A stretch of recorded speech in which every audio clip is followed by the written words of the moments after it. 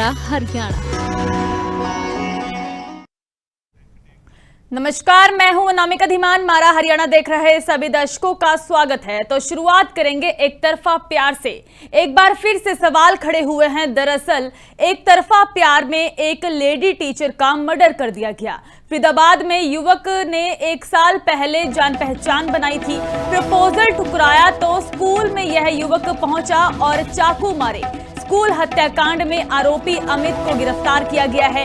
Lady teacher संध्या शर्मा की चाकू से हत्या कर दी गई।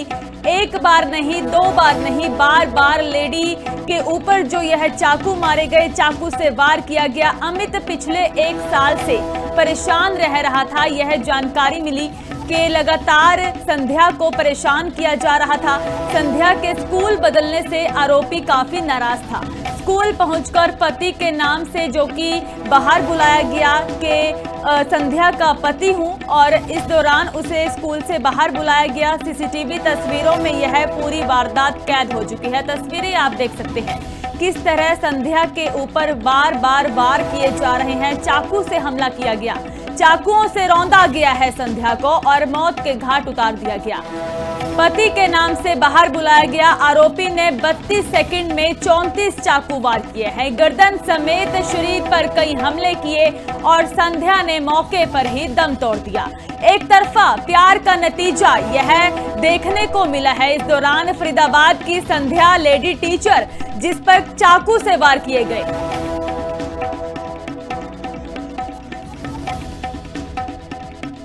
तो लेडी टीचर संध्या शर्मा की चाकू से हत्या कर दी गई है। जितेंद्र बेनीवाल और जानकारी के लिए हमारे साथ फोन लाइन पर जुड़ चुके हैं। जितेंद्र, क्या कुछ पूरा मामला है, क्या अपडेट है अब इस पूरे मामले को लेकर? बिल्कुल अनामिका, जिस तरीके से फर्दा पुलिस द्वारा एक संदिग्ध जो अपराधों में कार्रवाई की गई है, और 3 अगस्त जिस कल की बात करें तो कल सिकरौना गांव में निजी स्कूल था जिसमें महिला टीचरों पर चाकू से ताबड़तोड़ हमला कर हत्या करने वाले जो मामले में सिकरौना की टीम ने सूचना के बाद फिर तो लगातार 2 घंटे के अंदर ही आरोपी को काबू में करने में सफलता हासिल की। और लगातार जिस तरीके से पुलिस अफसर ने साफ तौर पर बताया कि सिकरौना स्थित निजी स्कूल है और निजी स्कूल में ये महिला वहां पर पढ़ाती थी, तो उसके अंदर एक नकाबपोश जो बदमाश था वो अंदर घुसा था।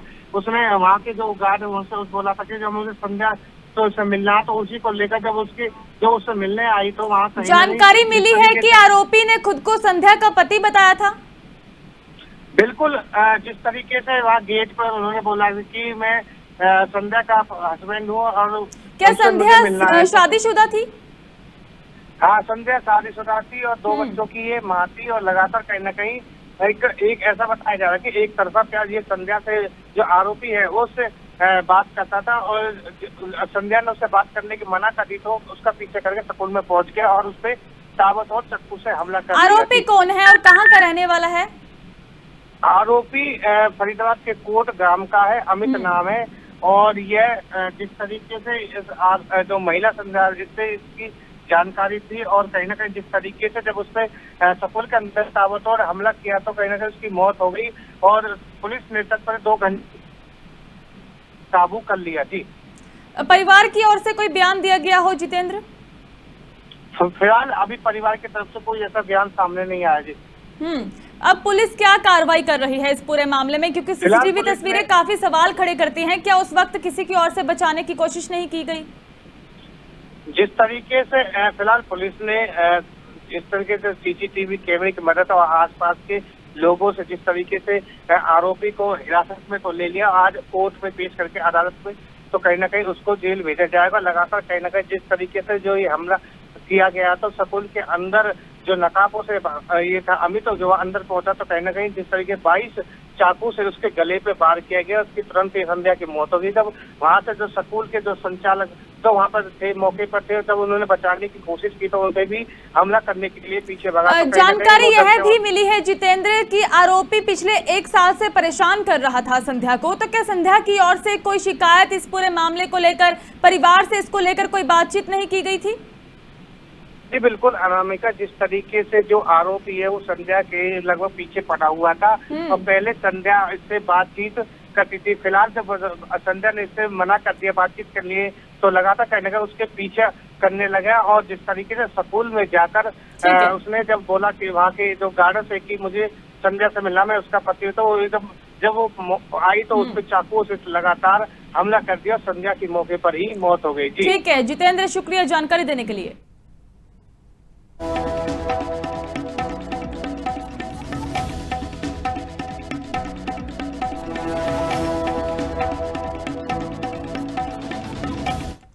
मुख्यमंत्री नायब सिंह सैनी की ओर से अहम प्रेस कॉन्फ्रेंस की गई है और विभाजन, विभीषिका और समृद्धि दिवस पर सीएम सैनी की ओर से बड़ा बयान दिया गया। हर घर तिरंगा अभियान को लेकर जानकारी दी गई है। मुख्यमंत्री नायब सिंह सैनी ने कार्यक्रमों की जानकारी साझा की है। देशभक्ति और एकता का संदेश दिया गया। सीएम सैनी ने लोगों से अभियान से जुड़ने की अपील की है। सीएम सैनी ने खिलाड़ियों को भी बधाई दी है। जिन खिलाड़ियों की ओर से कॉमनवेल्थ गेम्स में परचम लहराया गया है उसको लेकर सीएम सैनी की ओर से बधाई दी गई है। कहा कि खिलाड़ियों ने हरियाणा का गौरव बढ़ाया है।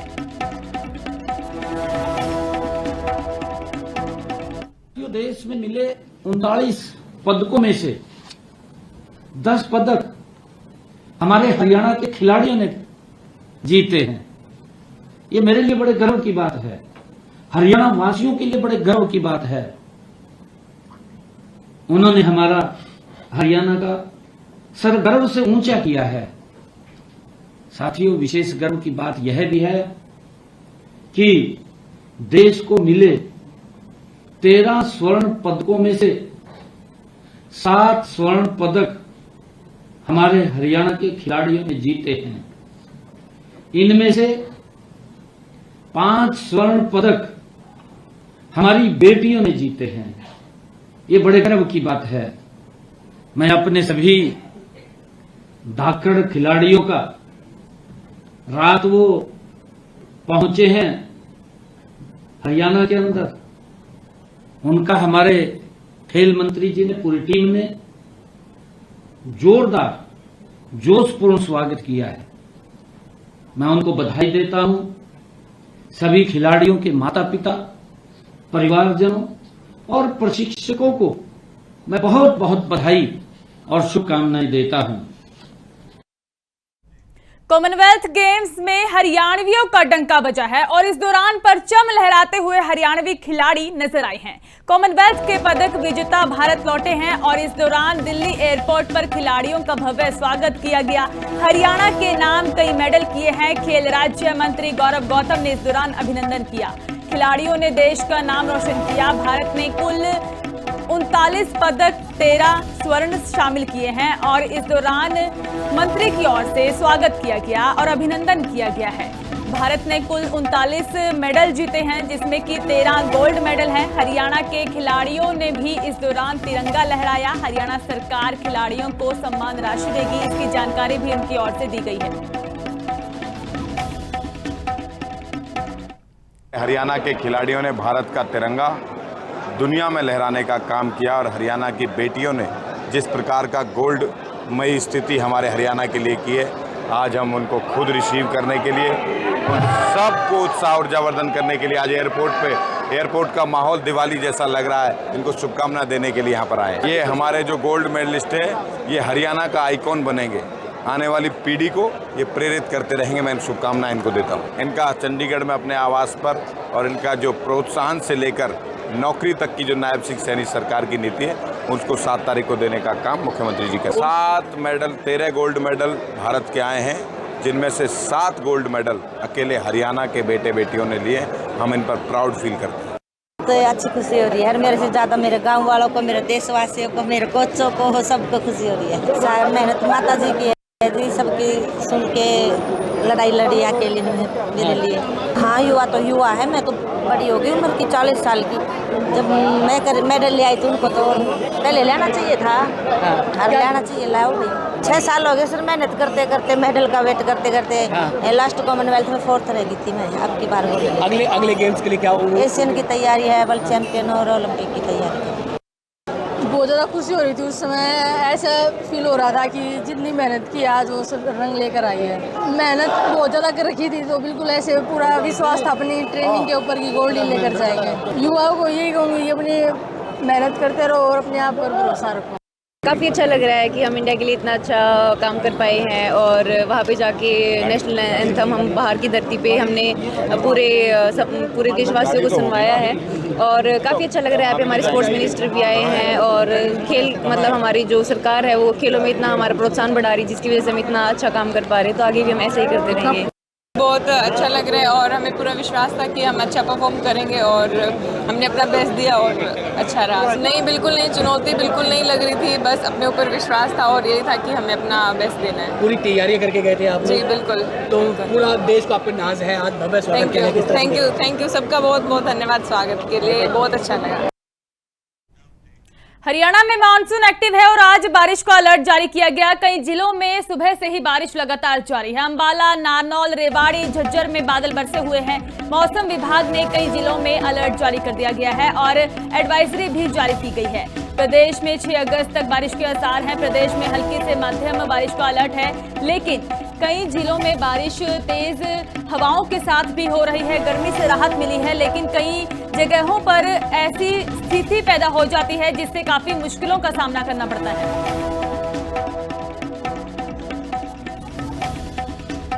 तो मानसून लगातार एक्टिव है। कुरुक्षेत्र से प्रज्वल हमारे साथ लाइव जुड़ चुके हैं। प्रज्वल, कैसा माहौल है, कैसे हालात हैं मौसम को देखते हुए कुरुक्षेत्र में?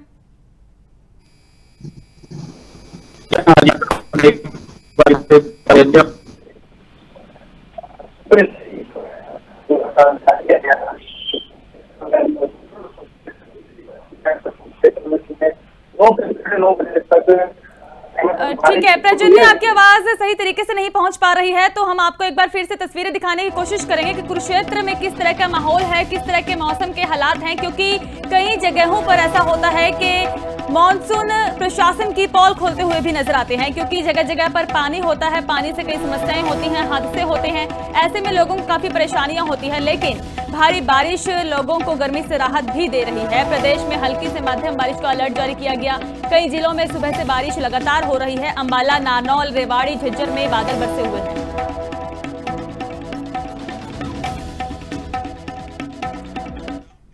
बात करेंगे अंबाला की। अंबाला में मौसम बदलता हुआ नजर आया। तेज बारिश से राहत मिली है और तेज हवाओं के साथ इस दौरान मूसलाधार बारिश हुई है। बारिश से मौसम सुहावना, गर्मी से राहत मिलती हुई नजर आई। रामपुर सरसेड़ी में घरों घरों तक पानी घुसा हुआ है। सड़कों और गलियों में जलभराव होता हुआ नजर आया। इस दौरान कुछ घंटों की बारिश ने प्रशासन की पोल भी खोल दी है, क्योंकि ऐसे में काफी समस्याएं होती हैं। हादसे का कारण ऐसी तस्वीरें बनती हैं और कई इलाकों में वाहन फंसे हुए हैं, लोग परेशान नजर आ रहे हैं। किसानों के लिए बारिश राहत की खबर बनकर आई है। धान की फसल के लिए बारिश फायदेमंद साबित होगी, लेकिन दूसरी तरफ यदि सामान्य लोगों की बात की जाए तो सामान्य लोगों को काफी मुश्किलों का सामना करना पड़ता है, क्योंकि जल की निकासी नहीं होती और ऐसे में बारिश का पानी दुकानों में, घरों में जा घुसता है। सड़कों पर पानी भरा हुआ नजर आ रहा है और कई हादसे भी ऐसे में होते हैं, तो लोग काफी परेशान नजर आते हैं।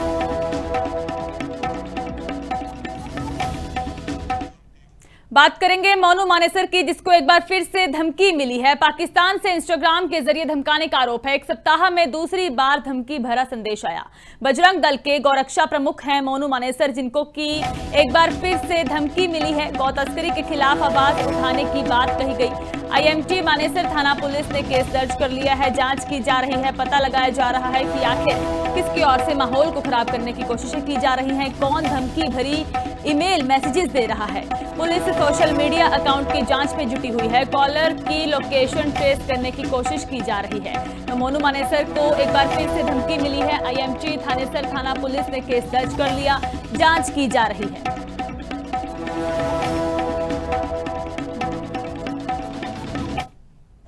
इससे इतनी बात बोल देना, ये बहुत जल्दी मरने वाला है। अच्छा, जितनी सिक्योरिटी बढ़ानी है उसे बढ़ा लेना, पर बहुत जल्दी मारने वाला हूँ इसको, बहुत जल्दी मारूंगा इसको मैं। अच्छा, और इसीलिए बताया था मैंने आप फोन कर। तू दिल्ली से कहाँ से बोल रहा है? चांदनी चौक। एड्रेस भेज तू अपना। एड्रेस भेज दो, जब मरेगा ना तो एड्रेस भेज दूंगा। एड्रेस भेज दे तू अपना, हम मिल लेंगे तेरे से। नाम भी सुन ले मेरे उस्ताद का। बता। शहजाद भट्टी, पाकिस्तान। सोनीपत गन्नौर फ्लाईओवर पर बड़ा दर्दनाक हादसा हुआ। टायर बदलते समय कैंटर ने युवक को रौंदा है और 25 साल के सुनील की मौके पर ही मौत हो गई। टायर पंचर होने पर यह सड़क किनारे उसकी ओर से कार रोकी गई थी। तेज रफ्तार कैंटर चालक हादसे के बाद फरार हो गया। परिवार का इकलौता कमाने वाला था यह मृतक सुनील, जिसकी मौत हो चुकी है। पत्नी और 3 बच्चों को पीछे छोड़ गया है और पुलिस ने मामला दर्ज कर जांच शुरू की है। टैंकर चालक का पता लगाया जा रहा है कि आखिर क्या कारण था। तेज रफ्तार टैंकर था, क्योंकि ऐसे में काफी हादसे होते हैं। तेज रफ्तार में जब आप कोई बड़ा वाहन चलाते हैं तो काफी हादसों की खबरें सामने आती हैं। सोनीपत गन्नौर फ्लाईओवर पर यह दर्दनाक हादसा हुआ जब सुनील अपनी कार को लेकर वहां पर रुका हुआ था और एक टैंकर ने रौंद दिया।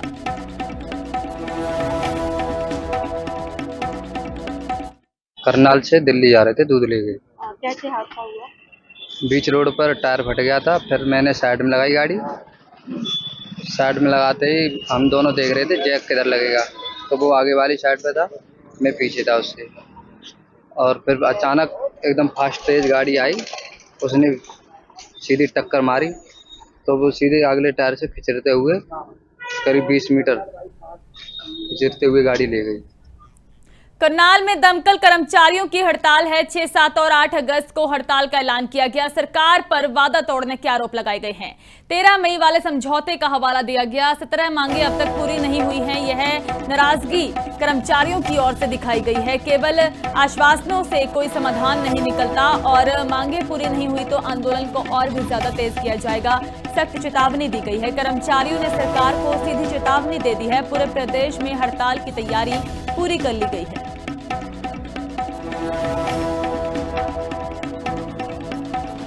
से सरकार आई है ना, इनका एक दोहरा चरित्र है।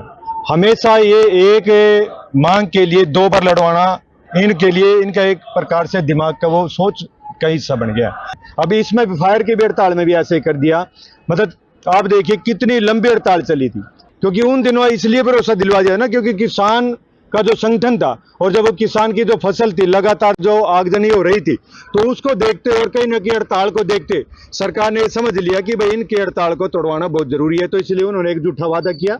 हम इसको झूठा वादे कहते हैं, क्योंकि उन्होंने एक प्रलोभन दिया कि हम आपके जो कच्चा कर्मचारी की बात है, चाहे आपकी और जो मांगी की बात है, उसके ऊपर बातचीत करेंगे। लेकिन सरकार हमारा सरकार के साथ 13 मई को समझौता हुआ था कि भाई जितने भी तमाम कर्मचारी हैं हरियाणा के, उनको पक्का किया जाएगा और उनके जोखिम भत्ता दिया जाएगा और उनके वर्दी अलाउंस दिया जाएगा।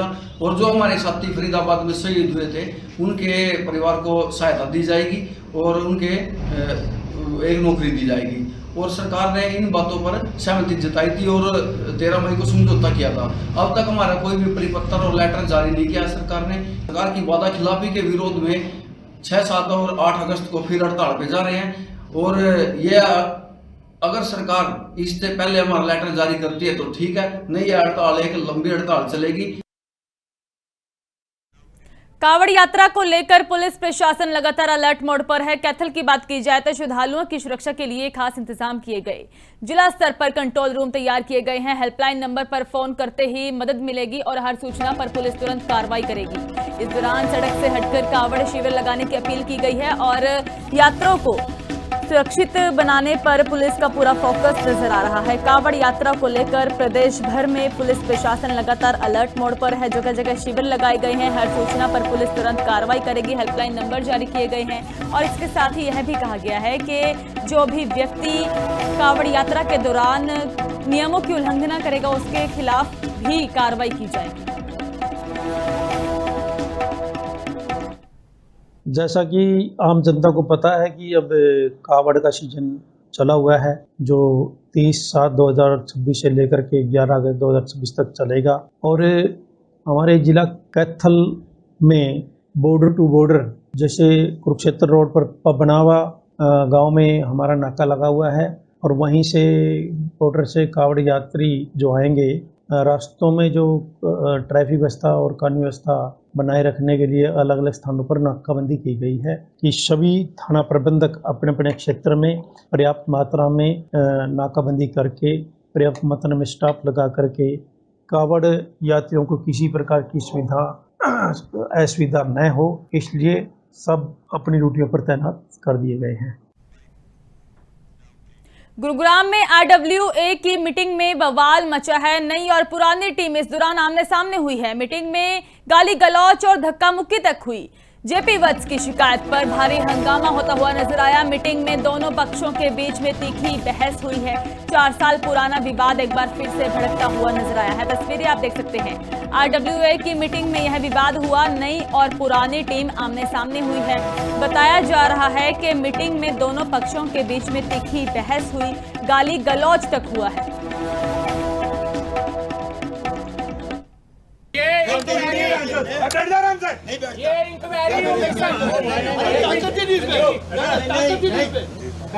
मैं क्या करवा रहा तू? क्या करवा रहा तू? क्या कर रहा है? मेंबरशिप तू क्या कर रहा है? तू बकवास कर रहे हो। बहुत हो गई जी, थोड़े लोगों की नहीं थोड़े लोगों की बहुत हो गई। हम पैसे नहीं देंगे। अरे रोक मार रहे हो सानू पैसे आना। तू हाथ लगा के दिखा मुझे। आंखें किसको दिखा रहा है? तू आंखें किसको दिखा रहा है? चुपचाप चला जाए यहाँ से। नहीं जा रहा, ये बैठ जाए। नहीं जा रहा, जा बैठ जाए। जुलाई जून तू बैठ गया। ये बंदा सिर्फ मीटिंग को खराब कर सबको बना रहा है। हमारी सनराइज रेजिडेंट वेलफेयर एसोसिएशन 2020 जून को बनी। उसके अंदर ये जो लोग आज हंगामा करने आए थे, ये उस समय इनको बिना इलेक्टेड हम लोगों ने गवर्निंग बॉडी बना दिया। इनको 3 से 6 महीने के अंदर सभी रेजिडेंट को मेंबर बनाना था। इन्होंने मेंबर नहीं बनाया। इन्होंने सारे रेजिडेंट को जो उनकी स्लिप थी पेमेंट ली लोगों ने, और उस पेमेंट को बैंक के अंदर जमा नहीं किया। उसकी रसीदें नहीं दी इन लोगों ने। इनके जो ट्रेजरर रहे मिस्टर गुलशन मेहता, वो ना तो मेंबर है ना रेजिडेंट है, और उन्होंने लाखों रुपए अपने अकाउंट में 1.5-2 साल तक सिर्फ इसी बात पे रखे कि जी मैं जब तक मिस्टर जेपी वत्स मेरे को बोलेंगे नहीं या डिस्ट्रिक्ट रजिस्ट्रार नहीं बोलेंगे, मैं पैसे वापस नहीं दूंगा। डेवलपमेंट वाइज तो हर चीज़ में हमें दिक्कत आ रही है। पानी की दिक्कत है, हमें स्ट्रीट लाइट्स की दिक्कत है। यहाँ पे स्ट्रे डॉग्स गली में घूमते रहते हैं, बच्चे खेलते हैं, सब कुछ है। तो उसके लिए कोई है नहीं रिस्पॉन्सिबल, क्योंकि जितनी भी RWA की पार्टी बनती है, अपोजिशन पार्टी उसको अपोज करती है। इवन एडमिनिस्ट्रेटर साहब ने जब इलेक्शन है, इन्होंने बहुत अच्छे इलेक्शन करवाए थे हमारे ना, बट उसके बाद भी उन्होंने अपोज किया, जाके हाई कोर्ट में अपील की। उसके बाद कुछ भी नहीं हो पाया। हमारी डेवलपमेंट को लेके इतना हम लोग फेस करते हैं। जो सिक्योरिटी गार्ड्स हैं, उनकी सैलरीज रुकी हुई हैं। जस्ट बिकॉज ऑफ दैट उनका हम ना सैलरी बढ़ा सकते हैं, क्योंकि आधे से ज्यादा मेंबर्स मना कर देते हैं कि हम पे नहीं करेंगे। आप जिनका अभी जिक्र कर रहे हो, लड़के गया है, ये 4 साल अनअपोज्ड बना रहा है इसका प्रेसिडेंट। जब हम इलेक्शन जीत के आए, हम लोग, हमारी टीम आई, तो हमें बैंक में सिर्फ 1 लाख रुपए मिला 4 साल में, और कोई अकाउंट नहीं मिला आज तक। 3.5 लाख रुपए हम पे पेनल्टी पड़ चुकी है, क्योंकि हम इनकम टैक्स की रिटर्न नहीं भर पा रहे, क्योंकि हमें अकाउंट नहीं मिलेंगे। हमने जब 2 साल का कार्यकाल पूरा किया, जब इन्होंने दोबारा चैलेंज किया, तो बैंक में 10 लाख रुपए थे। 10 लाख रुपए के ये एसेट हैं, और 16 लाख रुपए हमने ब्लॉक में उस टाइम लेने थे। तो आप अपने आप समझदार हो कि भाई क्या जो आपका जवाब है वो मैंने। गुरुग्राम पुलिस के हाथ बड़ी सफलता लगी है। 25 लाख रुपए की रंगदारी मामले वाला गिरोह का पर्दाफाश किया गया है। नकली दिल्ली पुलिस बनकर रेड मारी गई और पुलिस पूरे मामले में 4 आरोपियों को गिरफ्तार करके लेके आई है। पुलिस की गिरफ्त में एक महिला समेत 4 आरोपी गिरफ्तार हुए हैं। बंधक जो कि बनाकर झूठे मामले में फंसाने की इस दौरान धमकी दी गई थी। बंधक बनाया गया था और झूठे मामले में फंसाने की धमकी लगातार यह आरोपी देते हुए नजर आ रहे थे। दिल्ली पुलिस के 3 फर्जी पहचान पत्र इस दौरान बरामद हुए हैं।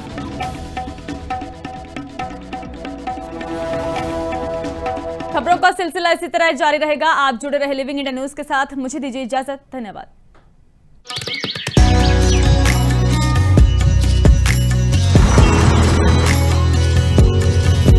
हमारा हरियाणा।